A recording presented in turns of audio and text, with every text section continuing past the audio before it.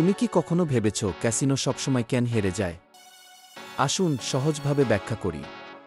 প্রথমত, হাউসের সুবিধা। প্রতিটি গেম এমনভাবে ডিজাইন করা হয় যাতে ক্যাসিনো দীর্ঘমেয়াদে লাভে থাকে। যেমন রুলেটে ৩-৬টি সংখ্যা থাকলেও একটি শূন্য থাকে। এটি হাউসকে একটু বেশি সুযোগ দেয়। দ্বিতীয়ত, ভাগ্য বনাম গাণিতিকতা। প্রথমে কেউ জিতলেও দীর্ঘ সময় খেললে হারার সম্ভাবনা বেশি।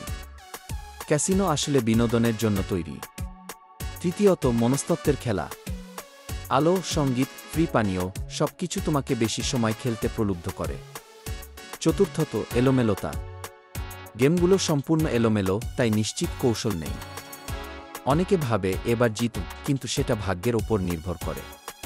পঞ্চমত, ক্যাসিনোর লাভের গাণিতিক সূত্র। প্রতিটি গেমে 1-5 পর্যন্ত হাউস এজ থাকে। মানে প্রতি 100 টাকার খেলায় গড়ে 9-5 টাকা খেলোয়াড়দের কাছে ফিরে আসে। বাকি 5 টাকা যায় ক্যাসিনোর পকেটে।